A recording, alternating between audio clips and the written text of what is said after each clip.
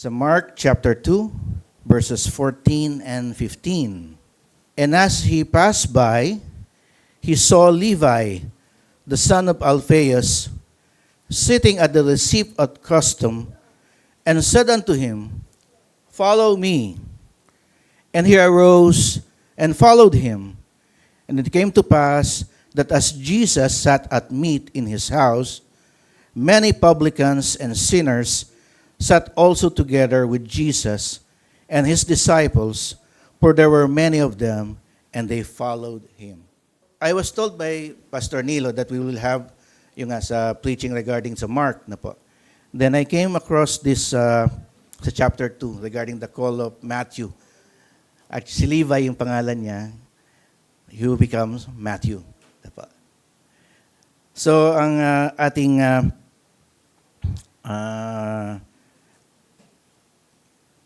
sermon title is Christ saw, Christ called, and Christ transformed.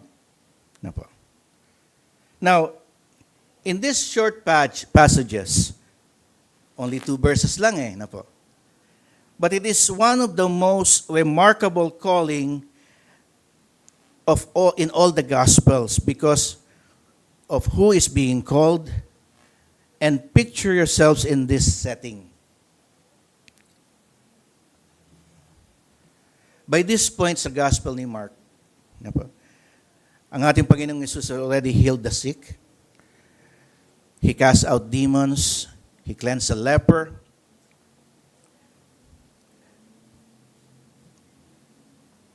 And he also called his first disciples, yung mga fishermen. Si Simon, si Andrew, si James, saka si John. Man whose trades, although humble, were at least respectable in the Jewish eye. But now, as he passed by, picture niyo po yung situation sa verses na ito. Nasa isang city ang setting. Sa isang gate, sa isang city. At sa gate na yon may tax collector. So lahat ng pumapasok sa city, tinatax yun. At doon pumupunta. May goods kang dala, dadaan ka muna doon, de-declare mo yon, then bibigyan ka ng tax. Bago ka makapasok sa loob. Bago ka makapag-benta ng iyong mga goods. Now picture that. Picture that setting. Our Lord Jesus, sabi nga sa scripture, He passed by. He passed by. Walking along the shore near Capernaum. Sa Capernaum itong lugar na to Then Jesus stopped doon sa tax booth and calls a man that no self-respecting Jew would even consider greeting or sitting beside a table. Si Levi yun. The man we know by his other name. Anong name niya? Si Matthew. Sino ba si Matthew? Apostle. Isa rin siya sumulat sa mga gospel. Pero who is this man? Si Matthew. Also called Levi dito sa Mark. Was first of all, he is a Jew. Isang Jew. Now, this must be underlined because it is precisely what made his profession scandalous. Sa isang Hudyo, kapag ang profession mo ay isang tax collector or publican at that time, kahiyahiya ka. Bakit kanyo? He was not only serving the Gentiles, he was also dealing sa mga pera ng mga Gentiles. Gentile money. Yun ang pagkukolekt niya Bakit yun scandalous? Ano bang merong sa pera natin ngayon? Anong nakatatak dun sa mga coins natin? May muka, may tao. Strictly sa mga Jewish faith, bawal yun. Bawal yun. Remember yung nung nagtanong yung mga Pharisees na Kanino kami magbibigay ng ng tax? Kay Caesar ba o sa Diyos? Sabi ng Panginoong Diyos ni Jesus Christ, bigyan niyo ako ng coin. May naglabas ng coin. Sabi niya, sinong nasa picture na ito? Si Caesar. O bigay niyo kay Caesar, kay Caesar. Bigay niyo sa Diyos, sa Diyos. No. Kaya ang mga coins ng mga Jews at that time, it does not bear any image. Bawal yun eh. Hindi po ba? Nasa commandment yun. No. And now this man, si Matthew o si Levi, yun ang kanyang trabaho. Nangongolekta siya. At kumikita siya. No. Either may ganyan-ganyan, or basta kumikita siya. No. And then, binigyan siya ng pansin ng ating Panginoong Jesus na no self-respecting Jew will ever do. No? Kasi nga, yung mga Pharisees at that time, madikit lang sa mga publicans. Naku, ano na kami? Unclean na kami. Ano? In the first century Jewish world, there was, by common consent, hardly a more despised occupation than this one, being a tax collector or a publican. Kinaklasify nga sila together with murderers and robbers. No? Pag sinabi mong publican ka, pareho ka ng mamamatay tao. Ganon ang reputasyon ng isang tax collector at that time. Hindi sila, disqualified sila maging witness sa court. Hinaharang silang pumasok sa synagogue. They were treated ceremonially unclean. Dahil nga sa constant contact nila sa mga hentil at dun sa mga pera ng mga hentil. And worse, yung reputasyon ng tax collector at that time, nangingikil. Sobra yung pinapataw nilang mga buwis. Kaya marami sa kanila mayaman, ganyan. Now, the same reputation was attached, tandaan niyo si Zacchaeus? Parehong reputasyon yan, tax collector din siya. No.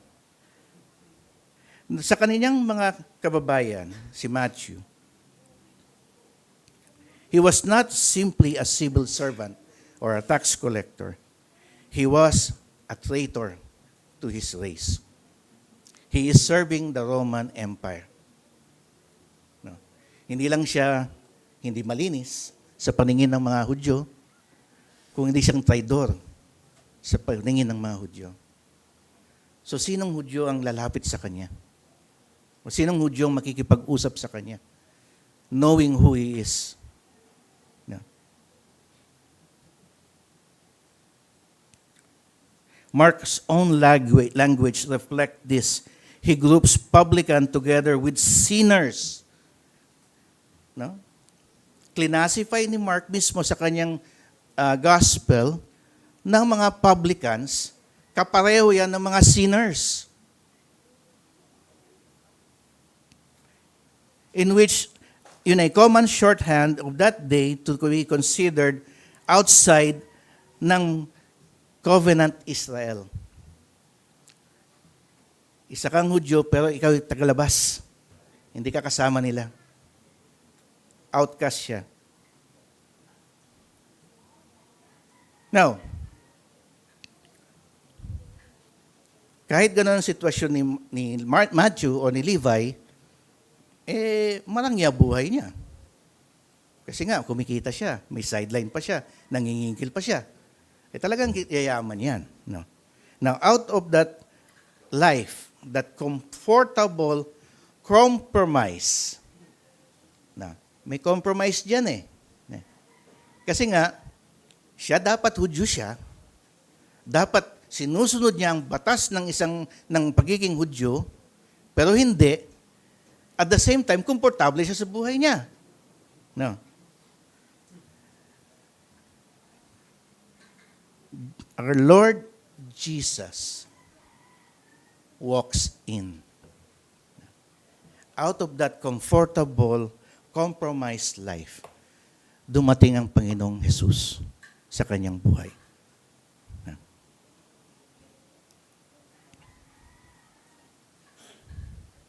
Alam niyo po, what happened next is the whole of our sermon this morning.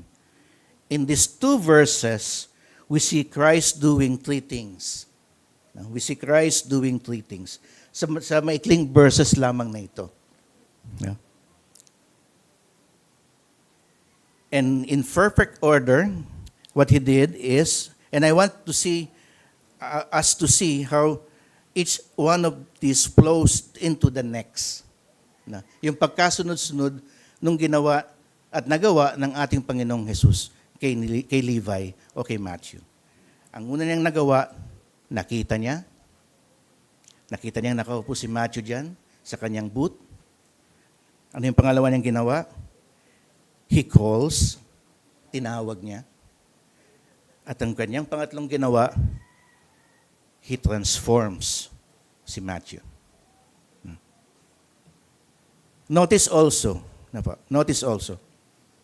and we will return to this, yung special circumstances surrounding this call kay Matthew, hindi ito katulad nung pagtawag dun sa rich young ruler. No? Hindi ito katulad dun sa rich young ruler who went away sorrowful. Nung tinawag siya ng Panginoon, he went away sorrowful. Levi or Matthew, anong reaction niya? Tumayo siya kaagad. He arose and followed him. Immediately. Walang doubt, walang nag-iisip pa ako, walang mamaya na muna. Immediately. Pagkasabi ng ating Panginoong Jesus, follow me, he stand up and went with him.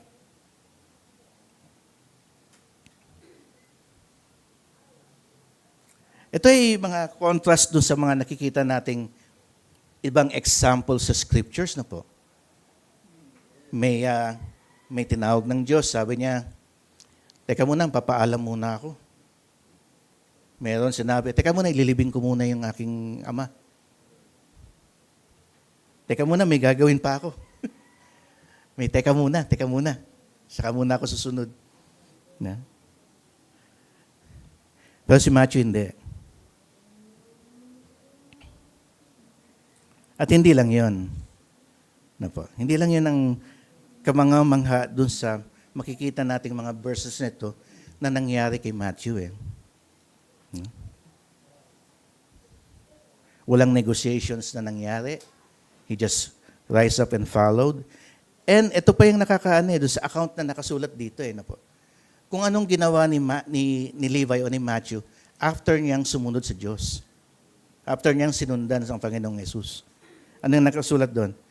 Levi's very first recorded act as a follower of Christ was to open his own home and through a feast, inviting his old associates.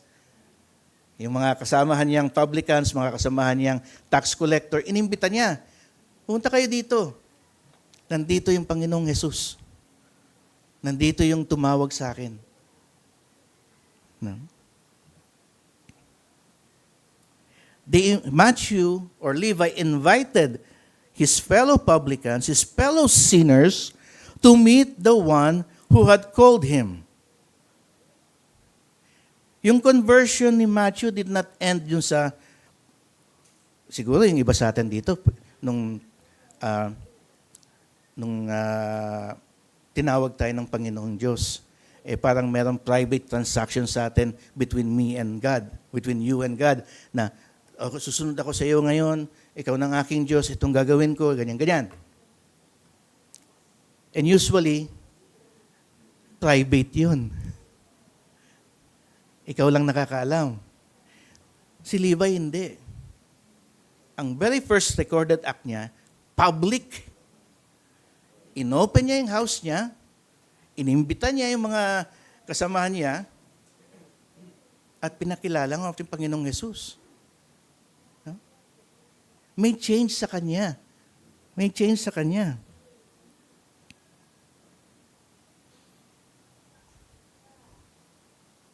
yung kanyang conversion immediately turned into a ministry, immediately turns into evangelism. No? Yan yung sinasabi natin mga sa scripture na yung yung mga examples natin na yung kasiyahan mo sa loob mo, gusto mong i-share kagad. Na ikaw na save ng ating Panginoong Diyos, ikaw ay masayang masaya, gusto mong i-share. Yun ang nangyari kay Matthew. Na-convert into hospitality, na-convert into openness, na-convert into evangelism. Kaagad. Walang tago-tago, walang closet Christians dito. No? Hindi yung natatakot akong baka malaman nila, Baptist na ako, baka malaman nila na I was born again na rin. Si Matthew, hindi. Hayag. Hayag siya. Alam niyo mga kapatid, ito yung pattern na kailangan nating ma-recover in our own church here. Ganun din lalo lang sa Riyadh. No. Let us walk through this text together na po. Yung mga points natin. Unang-una yung unang points natin. Christ sees. Nakita ni Kristo. The text says, and as he passed by, habang dumadaan ang ating Panginoong Jesus dun sa gate ng Capernaum, he saw Levi, the son of Alphaeus, sitting at the receipt of custom. Nakita niya si Levi. Ito yung importante. Alam niyo kung bakit? Before there was a call, there was a look. Nakita kita. Nakita kita. Before there was an invitation, there was recognition. Everyone, gate yun eh. Public area yun. Daanan yun. Maraming nakakakita kay Levi. Maraming nakakakita kay Levi. Yung mga merchants nga, ayaw lumapit sa kanya kasi naanihin siya. Yung kokotongan siya kung ano. Yung mga kapwa niya Jews, ayaw lumapit sa kanya kasi sinner yan. Ang Panginoong Diyos, nakita siya. Yung mga Pharisees, ina-avoid siya eh. Kasi unclean yan, baka mahawa kami. Ayaw nila. But when Jesus saw Levi, it was not a glance of a passerby observing another sinner among many. It was the seeing of the good shepherd who, as Scripture says, knows his own sheep by name. No. Minsan, guilty tayo dyan eh. Kasalanan yan eh. Hindi ko pansin yan. Walang pag-asa yan. Pero ang ating Panginoong Yesus, He sees beneath everything. Na po. It was the same seeing that found Nathanael under the fig tree. It was the same seeing na yung woman sa Samaria na nakita ng ating Panginoong Yesus, nakilala niya yung kanyang buhay. Alam niyo po, this one perfectly illustrate yung doctrine ng divine election. Working itself out in real time. Ano po? In a real tax booth, on a real afternoon. God sees sinners before sinners ever seek God. Sabi nga sa Romans 3:11, which reminds us, quoting the Psalm, there is none that understandeth, there is none that seeketh after God. Hindi si Levi ang naghahanap. No? But it was Jesus who saw him. Nagpapass by lang ating Panginoong Jesus. And Jesus stopped. salvation from beginning to end is a work that originates with God's initiative, not man's merit, not by works of righteousness which we have done, but by according to His mercy, He saved us. Sabi nga sa Titus 3:5. Sabi ko nga kanina, alam niyo mga kapatid, dito lalo sa Imus, maraming tax booth. Hindi yung BIR kind. Na, kahit sa lang lugar, dito sa Pilipinas, maraming tax booth. I mean, nandyan yung mga ordinary places where people are trapped in their daily lives, in their occupation, or routine na usually dinedefine natin sila according to those na nakikita natin. No? Nandyan yung mga, kanina, yung tricycle driver, nung naghatid sa akin, nakapila sila lahat doon, nakayuko, naghihintay ng pasero. Punta kayong palengke, nandyan yung mga market vendor, yung mga estudyante. O kaya, maka-encounter kayo, yung nakaupo dyan sa may tindahan dyan, umiinom.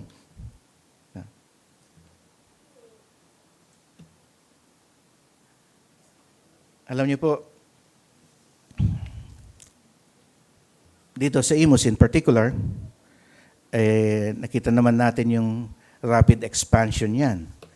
Makakita kayo ng subdivision na may katabing mga informal settlements. And the growth is easy for a local church to develop its own version of the Pharisee's pie. Minsan, hindi natin napapansin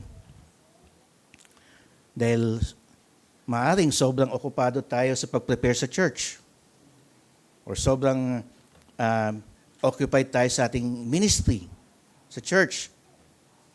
Hindi na natin napapansin yung mga tao sa paligid. Hindi na natin napapansin yung mga katulad ni Levi.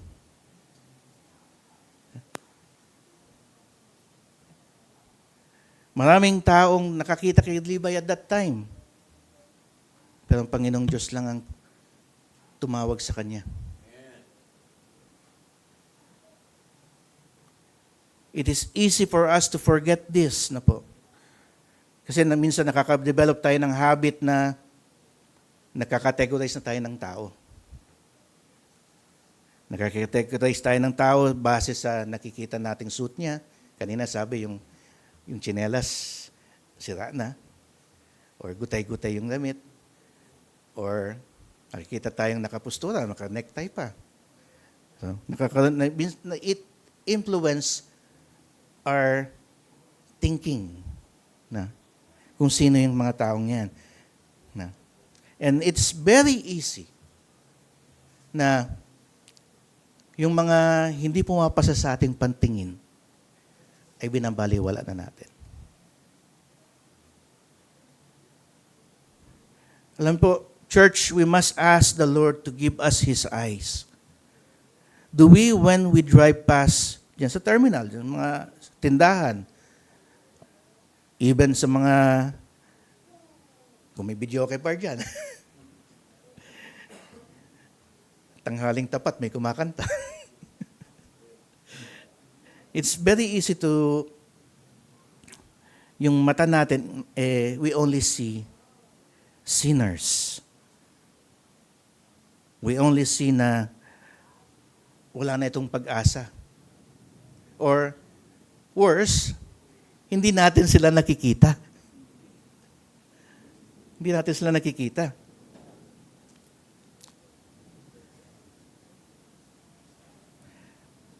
Kailangan nating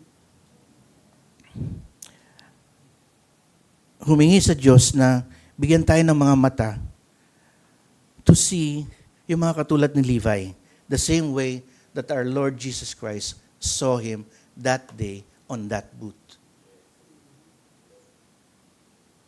Alam niyo po mga kapatid, evangelism does not begin with a tract.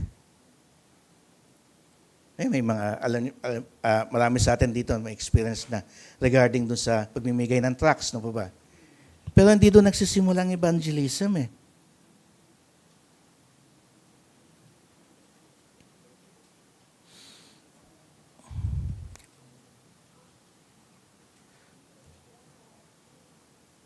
Evangelism begins with a look of compassion. With a look of compassion. Tayong mga niligtas ng Diyos, alam natin kung anong naghihintay nang wala kay Kristo.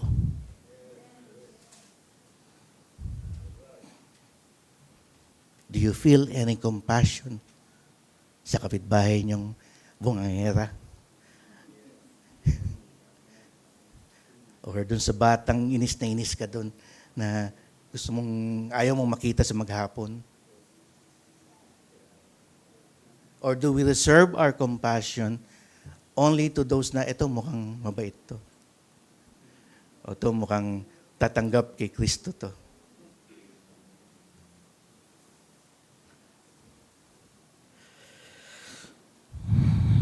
We pray that we have that same look from our Lord na makikita natin yung mga nasa paligid natin. Na po. The same compassion that the Lord gave to Levi na nakikita niya yung mga sheep scattered abroad without a shepherd. Let this church be known not for the sharpness of its judgment, not for the solidness ng doctrine, but for the tenderness of the sight sa fellow men niya. Start here in Amos. Paligid. Pero alam niyo po, hindi lang naman natatapos sa pagtingin yan eh. The sight alone does not save. The sight alone does not save. If Jesus only looked at Levi and walked by, Levi will have remained exactly where he is. Comfortable, pero condemned. Unchanged. Seeing must move therefore into speaking. Pagkatapos mo makita, magsasalita ka. No. And so the text continues, sabi nga sa ating point 2 ngayon, the Christ calls and said unto him, our Lord Jesus said unto him, to Levi, follow me. And he arose and followed him. Notice niyo po, notice niyo ito, yung sinabi ng ating Panginoong Jesus, the economy of the words that used, dalawang salita lang. Follow me. And hindi siya nag-deliver ng sermon kay Levi. Hindi siya nag-deliver ng sermon kay Levi. Hindi siya lumapit kay Levi na, ikaw makasalanan ka, kailangan magbago ka. Mali ang ginagawa mo. Bigay mo yun sa mga, balik mo yan sa mga taong kinurakot mo. Walang sermon.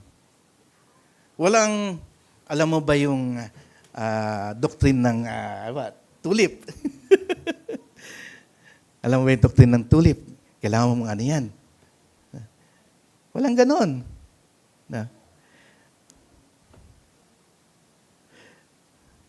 He does not demand that, ito pa rin, hindi rin siya na-demand na kay Levi na, baguhin mo muna yung buhay mo. Linisin mo yung buhay mo. Wala siyang ginawang ganon. No?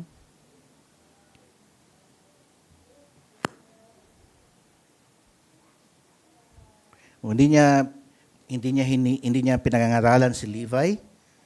Hindi niya sinabi kay Levi na kailangan linisin muna niya ang kanyang sarili bago siya sumunod. Kailangan patunayan niya muna ang sarili niya para siya maging worthy disciple of Christ. Hindi sinabi ng ating Panginoon yun. But there are only 2 words, brief and clear, na sinabi ng ating Panginoon Diyos. Follow me. And this is grace speaking before repentance is even fully formed, grace that calls the sinner. Alam po, si Levi is sitting there sa kanyang tax booth, kontento sa kanyang buhay, and then this summon comes to follow the Lord into a new direction entirely. Iiwan niya yung kanyang buhay. Kanina, pinag-uusapan yung sa missionary. No? Talagang sacrifice yan. No? I-uproot mo yung sarili mo eh. Komportable ka dito sa lugar na to eh. Katapos, papadala ka sa ibang lugar. Doon ka mag-start. Most likely, hindi mo kilala yung mga tao doon. Dependent ka sa financial support ng church. Imagine that. Kanina, sabi, paano kung hindi kasama yung asawa? No. Mahirap din yun. Unang-una, yung dual obligation mo, malayo mo pamilya mo, hindi ka makakapag-concentrate as missionary. Kung kasama mo naman pamilya mo, problema din yun. Paano mo bubuhayin pamilya mo? Doon sa lugar na hindi nyo alam. Kung may nag-aaral ka, i-enroll mo pa sa school yun. It's a sacrifice. Totally change. Ito yung nangyari kay Levi. Total change. Nandun siya, nangongolekta ng tax, mayaman siya, komportable siya, tapos susunod siya sa ating Panginoong Yesus, na anong assurance sa Kanya? Wala. Sabi lang natin, Panginoong Yesus, follow me. Sa palagay niyo ba, inisip ni Levi yun? Kung susundin ko to, paano yung business ko? Anong kakainin ko? Sabi, susunod lang. Saan kami pupunta? Anong magiging kalagayan ko? Lahat yun, iiwan niya. Aalis siya sa kanyang comfort zone. Aalis siya sa kanyang comfort zone. Kaya hindi biro-biro yung pag-follow ni Levi, ni Matthew.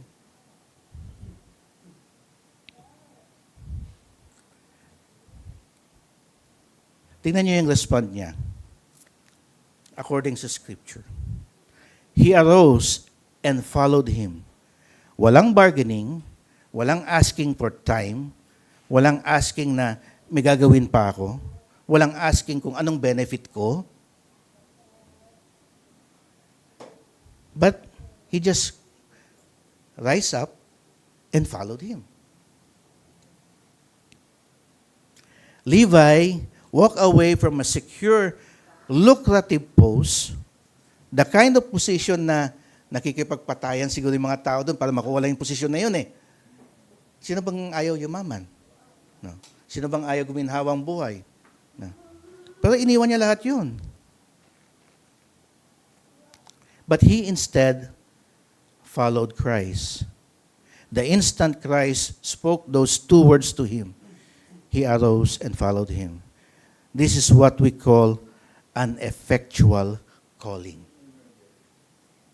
Ito yung effectual calling. Kita niyo meron dyan. Another word for yan. It is an effectual calling. Total change. And effective. Sumunod kagad.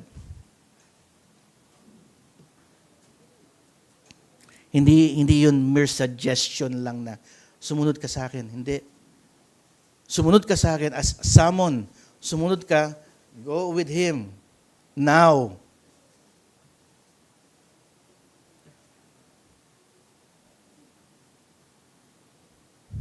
It produces willingness and the strength to obey. Sabi nga sa Philippians 2:13, it is God which worketh in you both to will and to do of His good pleasure. Amen. Yun yung paradox na po. Sabi sa Scripture, Levi, he rise up and followed him. Pero sabi lang sa Scripture, ang nagbigay sa iyo ng lakas na yan ay ang Diyos din.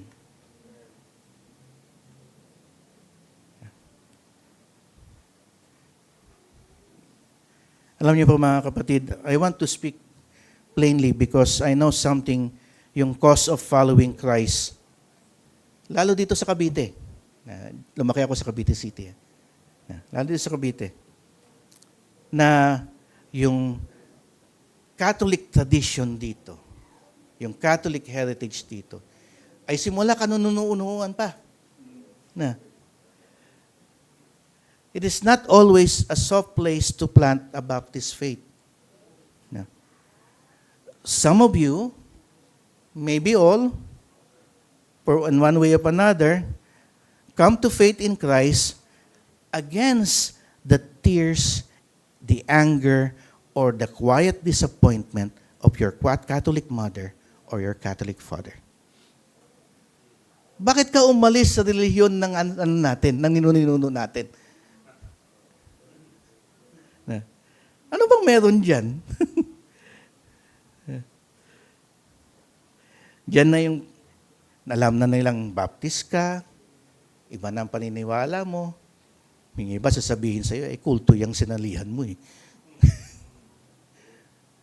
Ito, since 1400s nandito na yung yung Roman Catholic dito. I love to refer it as Roman Catholic. Kasi Catholic means universal. Na? Pero yung particular Christianity dito is a Roman Catholic one. Na? Levi's calls reminds us that the call of Christ has never come without cause. And it has never waited for convenience. Hindi yan naghihintay ng tamang oras, yung tawag ng Diyos. Sagutin mo yan at the earliest. And to every individual here who senses that the Lord's calling you, una to salvation, sa ating bisita, no? Or to a deeper obedience, or to some ministry. May pastor lagi nagsasabi, sino bang gustong sumunod na magpastor? Tumatanda na daw si pastor. Bata pa eh. But a good pastor always ang inaano niya is continuity. Continuity ng church, continuity ng worship, continuity ng doctrines as passed down from generation to us. Yan.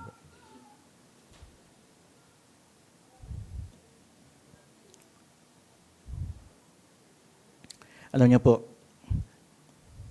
those who are coming to Christ for the first time, or for those who wants to obey Christ deeply, or more deeply, ganyan.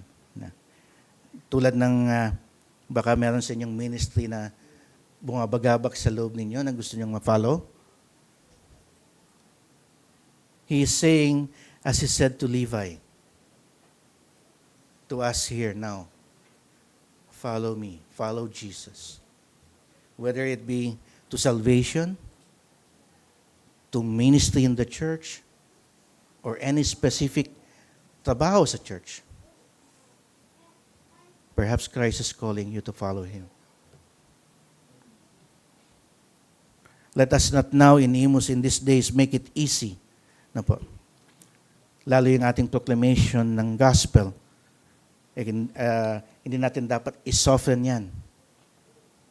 But always preach Christ. And always with an invitation to follow Him.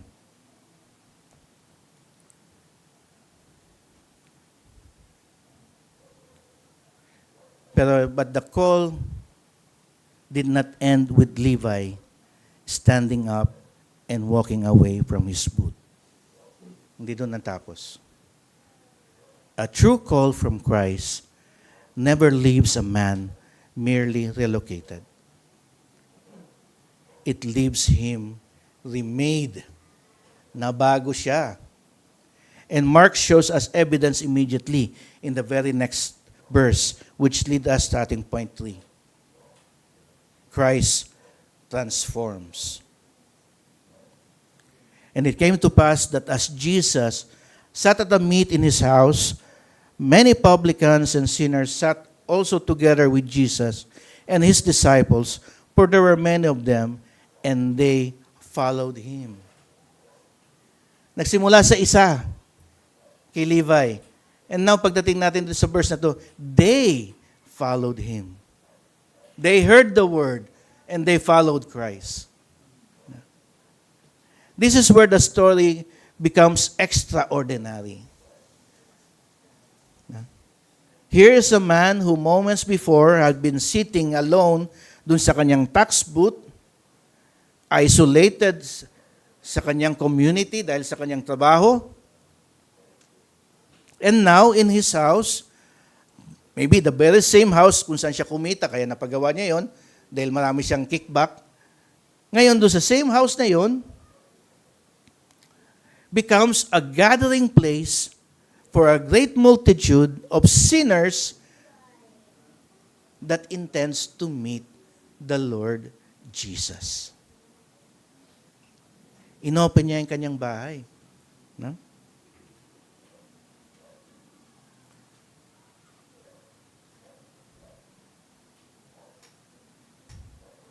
It was immediate, outward, and missional. Evangelical na ang biglang nanggaling sa kanyang actions. Simula nung sumunod siya sa Panginoong Yesus.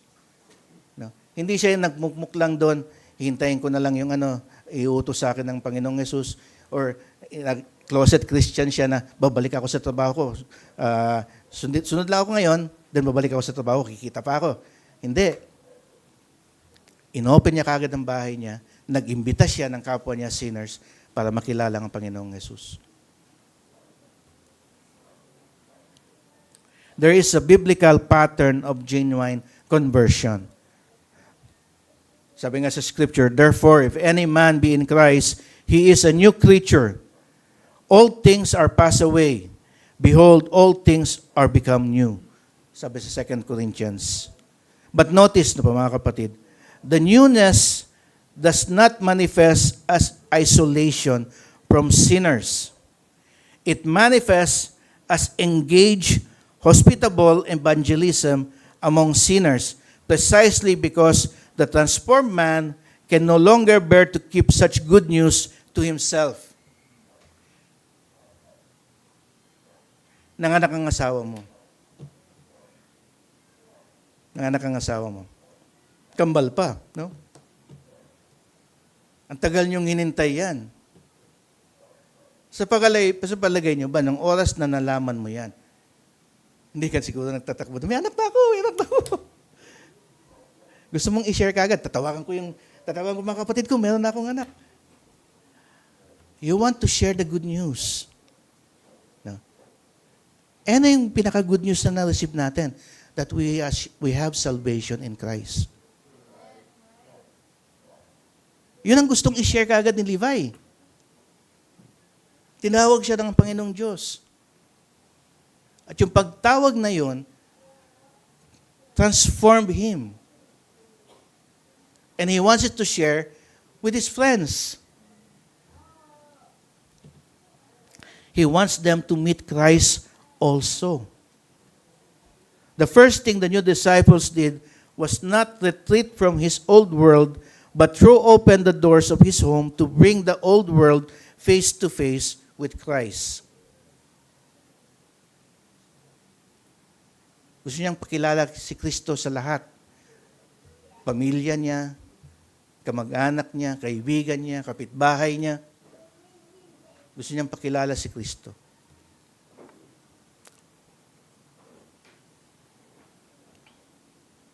Kaya nga yung mga Pharisees, nagugulat watching from outside, they could only ask, sa verse 16, how is it that he eateth and drinketh with publicans and sinners?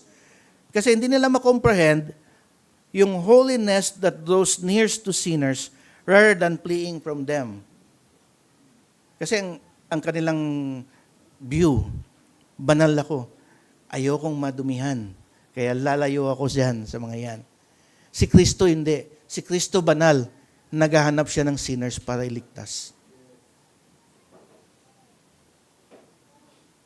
And that is exactly the holiness of Christ. And it is exactly the fruit that transforms and produces in Levi.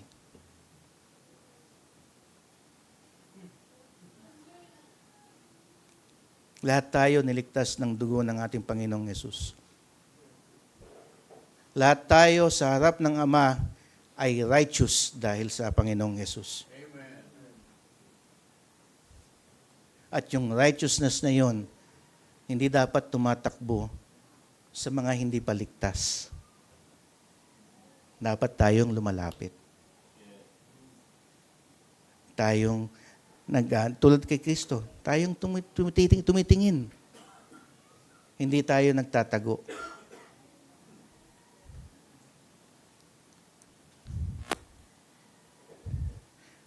Kaya nga mga kapatid, if I ask you plainly, anong nagbago sa inyong bahay since Christ called you? Not merely yung nag-change yung inyong private devotions, pero importante yun. Pero hindi lang yun. But what about, anong nagbago in the way you use your home, you use your resources, you use your talent? Anong nagbago? Lahat ba niyan ay ginagamit mo para kay Kristo? O tinatago mo pa rin?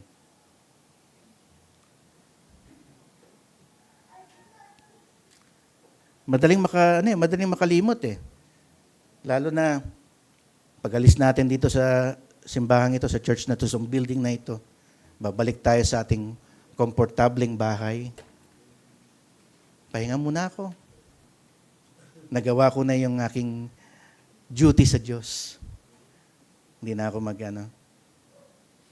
Alam niyo ba, may kapatid tayo na nasa Riyadh siya. Nagdadrive siya ng taxi. Lahat na lang sumakay sa sasakyan sa taxi niya.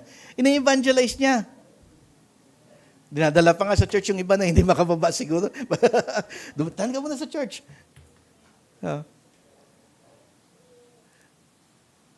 Yung joy niya sa puso niya, lahat na nang pumasok sa kanyang trabaho, sinisiran niya.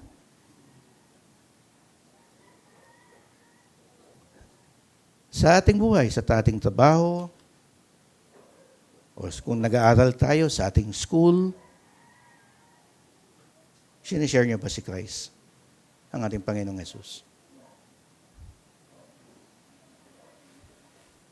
Or para tayong Pharisee din na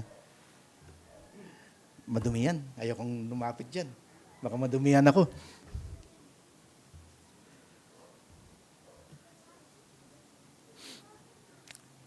Alam niyo po, akala natin yung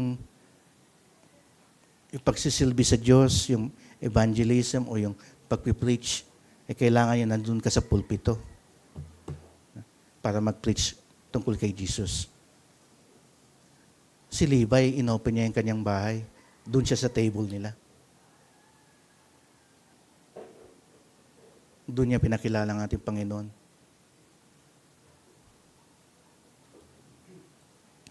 Kaya nga po, I exhort the church, let your homes become like Levi's house. Open your tables for Bible studies, for simple meals with neighbors, for the kind of unhurried hospitality that gives gospel room to be spoken. Let your groups, your outreach ministries, your personal friendship in this community bear the mark of a people who have been so genuinely changed by Christ that like Levi, our first instinct is to bring others to the table, not to withdraw from the world, but in self-protective piety. Kung hindi, to bring them into tables for them to know Christ.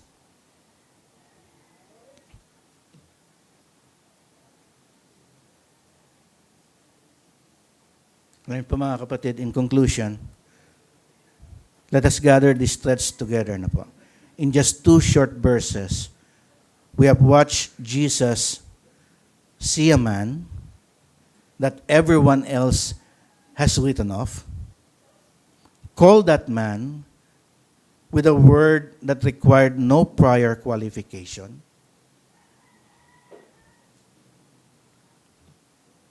Only obedience ang hinihingi ng ating Panginoong Diyos. Hindi yung kailangan graduate ka ng Bible school para marunong kang mag-preach o marunong kang magturo tungkol sa Diyos. Hindi. Only obedience. No. Dahil we believe whatever, kung saan ka man dadali ng Diyos, siya mismo magpipil sa iyo niyan eh. Siya mismo mag-enable sa iyo.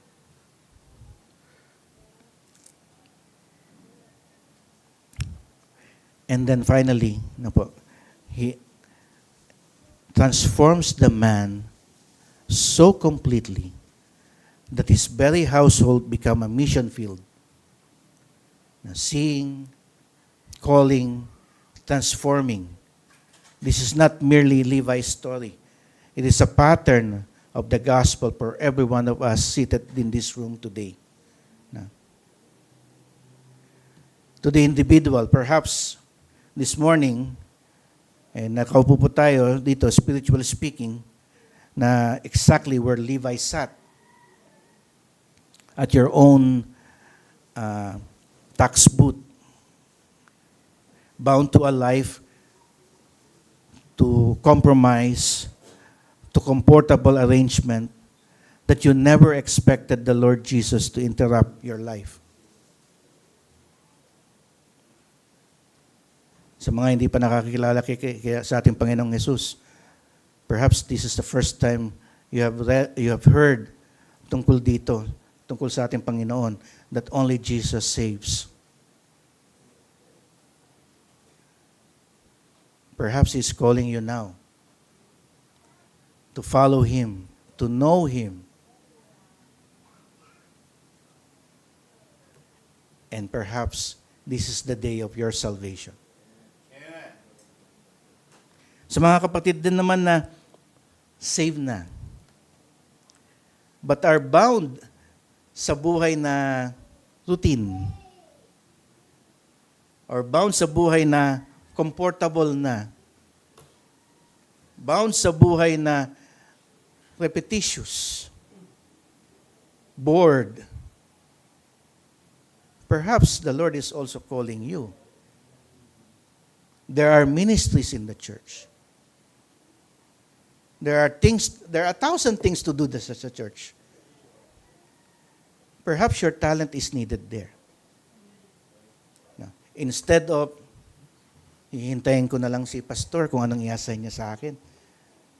May mga mata rin tayo nakikita natin anong kulang May ba? Let me tell you sa mga sa Riyadh, and I'm blessed mga kapatid, this past weeks. Before, and I commend my sister Bernadette here, na galing din Riyadh.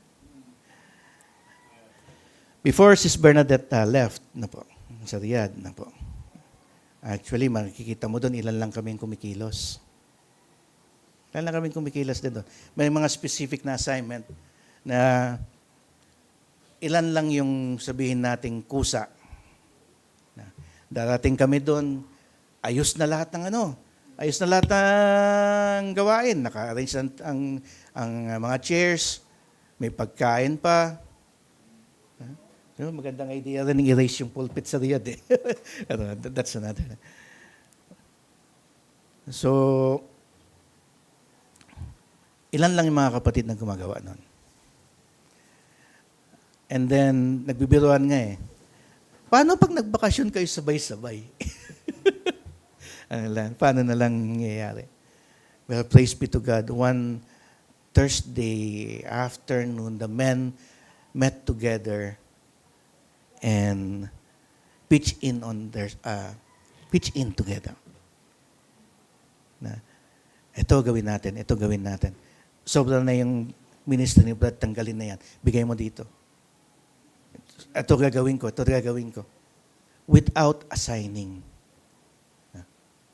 Without nangungonsensya na, alis na siya, no? Wala nang gagawa niyan. Kusa. That I believe is the work of the Holy Spirit in the church. No? Empowering each one. No? Biglang na lahat mayroong gawain, may ano. And na-revitalize uli. May men's fellowship na naman. Tapos may planning pa kung saan mag-ano. May bagong bisita last Friday. At sabi ng bisita, dadalhin yung kanilang family.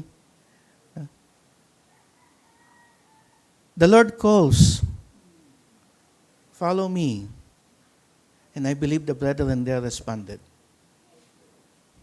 Here, in Imus, perhaps the Lord is calling here, follow me. Who will respond?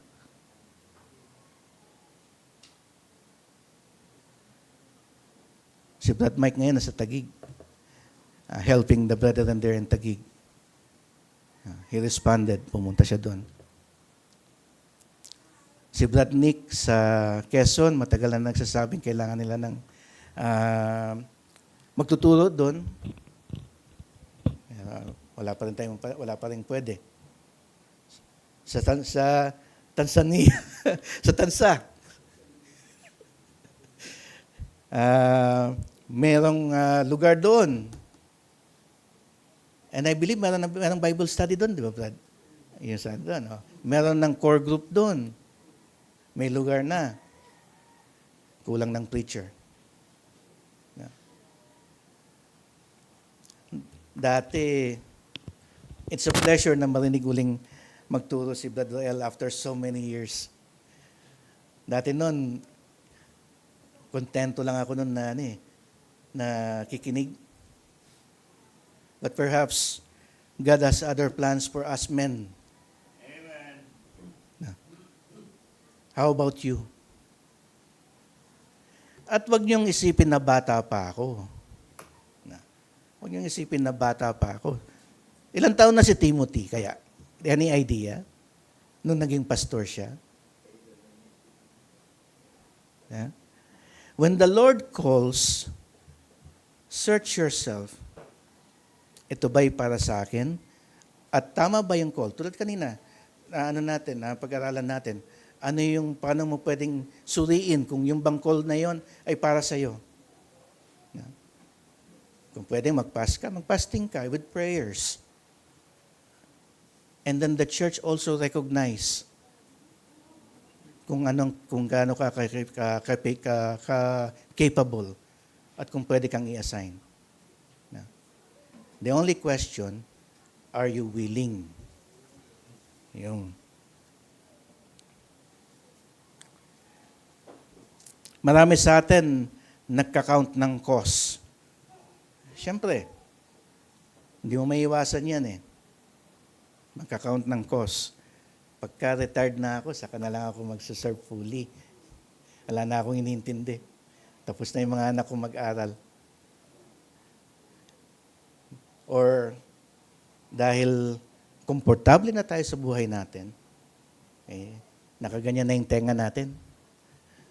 Ayaw na nating pakinggan kung ano man ang tawag ng Diyos sa atin.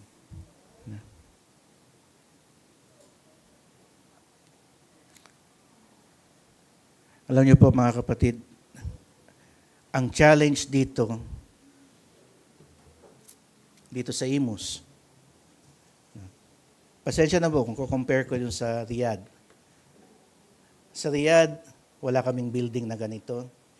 Hindi pwedeng public na may nakapaskil dyan na ito'y Baptist Church. Allowed lang na mag-gather sa isang private accommodation. No.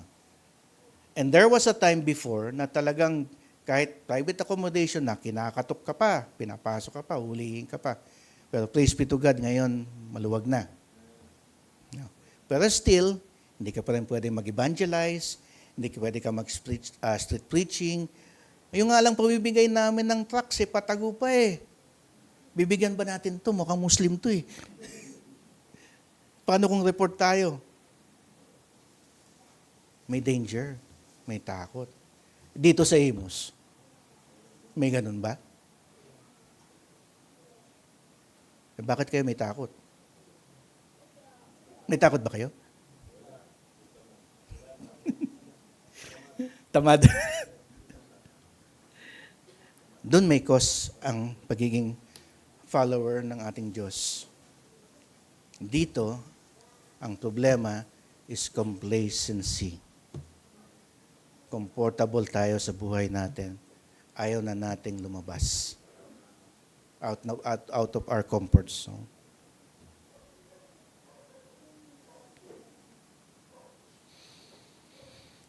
Madali kasing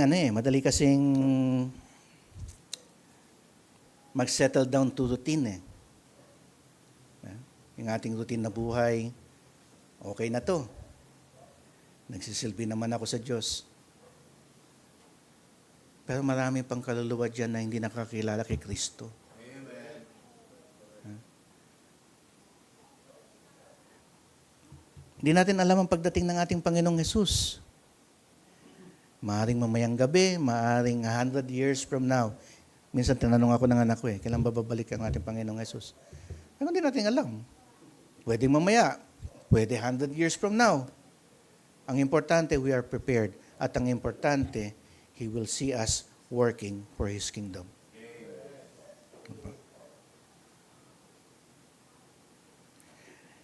To summarize po mga kapatid, First, sa ating pag-aaral dito sa call ni Matthew, ni Levi. First, there is a call to serve. Every believer in this room, without exception, has been seen and called by Christ. And every one of you has houses to open, a family, a workplace, a street, a circle of friends, where your transformed lives is meant to bear witness. You do not need a pulpit to serve Christ. Levi served with a dinner table. Second, the call to church ministry. I also believe that among you this morning are some whom the Lord is calling, as He called Matthew ultimately into apostleship, into a more devoted vocation, set apart service, to preach, to teach, to plant churches, and to go to the unreached, perhaps even in places na mahigpit. Do not quench that stirring if you feel it. As the Lord said through Isaiah, also I hear the voice of the Lord saying, whom shall I send? And who will go for us? Anong respond natin dapat? Here I am. Amen. Send me. He saw Levi. He called Levi. He transformed Levi into Matthew, the apostle and the writer of the very gospel that bears his name, through whom millions across the centuries, including tayo ngayon, has come to know our Lord Jesus Christ. He is passing by this church in Amos today. He sees each and every one of you. He is calling each and every one of you according to what purpose He intended for each and one of you. Will you, like Levi, arise and follow Him?